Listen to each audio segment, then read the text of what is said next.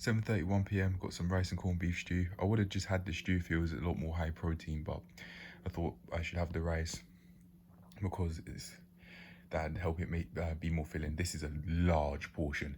It might not look like it because it's in a small bowl, but it's basically filling it to three quarters the way to the brim with that's just the rice alone.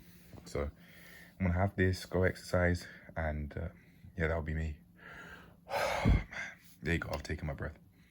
Okay, so you got a whole load of corn and corned beef and eggs in there, a little bit here and there, and then some sweet corn to go with it. I just finished it off, and I actually really like how I feel from the fruits. This is probably going to be depressing, this sorts of food, because I say that because usually I'd have those sorts of food and I feel down, and I think I can understand why, because these sorts of foods would take a lot of energy to break down, and my body would be more focused on breaking that energy down than keeping me alert. Hence, it seemed like I'd have a loss of energy when perhaps the energy that I would have had would be able to use in being just alert and physically able is being reserved to break the food down. So there's that.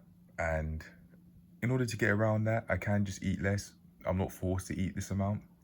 But usually, especially through childhood, I didn't know any better, and I wasn't really taught any better other than to just eat your food, regardless of whether you were or weren't overeating. And you might not have known if you were or weren't overeating, especially as a child. Well, I say you, but I'm talking about me, so I'll be more direct. And I say, to counter that though, the body would tell you regardless, but it's just I wasn't aware of how much of a negative impact that could have on my daily life. But to say I didn't know if I was overeating, I think that's just that can't be true whatsoever.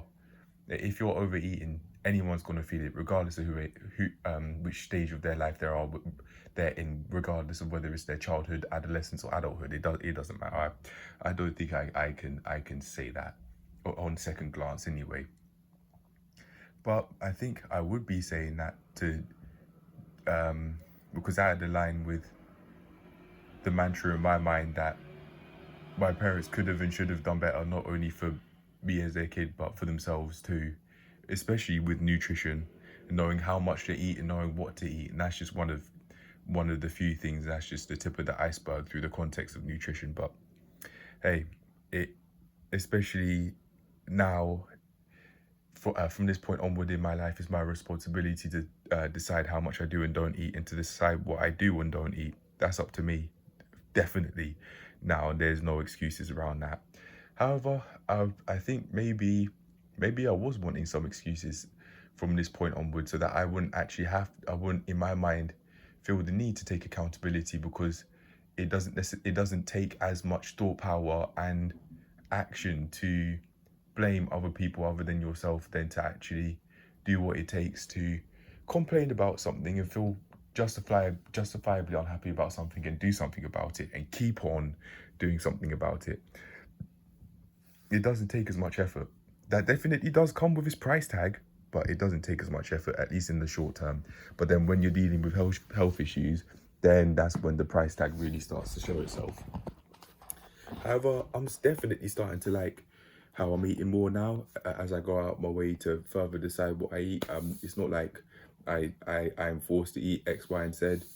I mean, my parents are really annoying about it, and when they say, well, have you eaten? I say I don't like them saying that, because I can deal with that myself, but they don't care. It's one of the things that I would like them to listen to when I say that, to establish that boundary, but they just don't care for it. They've been not caring for such things, like, for example, so that I just be able to put my stuff in the fridge in one place. We agreed that I'd have the top compartment of the fridge. That just didn't work out. They put their stuff in it regardless, and when I'd check them up on that and tell them that, they just wouldn't care. They'd just give excuses. I remember my dad giving excuses while we were packing things, and my mum, the same case with the freezer. It's just basically the same idea, but then they put stuff in there in that compartment that we agreed was mine, but in reality wasn't. And yeah, it just be reactive about it. Say, well, I was putting stuff in there. I think I'd just be better off eventually just further and further getting my own things or paying for my own things so I don't have to experience that anymore. I just like being able to help myself out in general as well. They can't use it against me. And not only that, but I don't have to think about whether they're just going to go out their way to violate what I've gone and got for myself. At least sometimes anyway. That's definitely not been the case with my mum as well. Like one time she was even going through, she literally just went through one of the journals that I'd written on a pen and paper, and she found something that she didn't want to find. That was one of the things that was, for me, that conversation from that point onward, this is turning into a serious video, I could tell. It was the final straw. That's actually why I don't really want to just get into, that's why I thought, yeah, okay, I'm not gonna write in the paper pad again ever, because my mum has been invasive like that in the past, rather unfortunately. And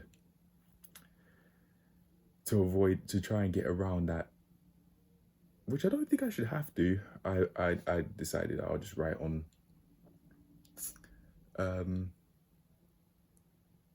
my thoughts on a laptop, and that's why I'm not really as connected to family members as I could be if I'm speaking very vaguely, especially with one of them in particular, which I don't feel comfortable with getting into at the moment. I don't think I could, but I'm just not going to.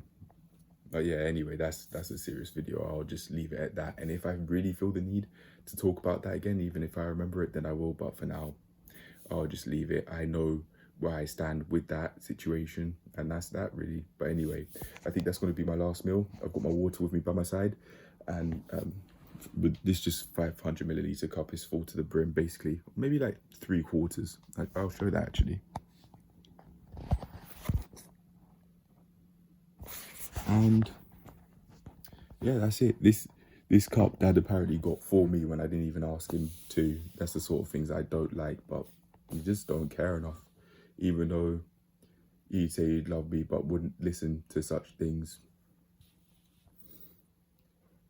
Yeah, I think that could be because he said he wouldn't get such things like that in his life.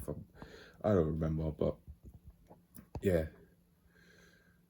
That's that. That's nothing to do with nutrition. I was just thinking maybe recording conversations, not putting them online, but recording conversations would help me further understand where I'm coming from and where family is coming from with certain things. But anyway, I'll leave it at that.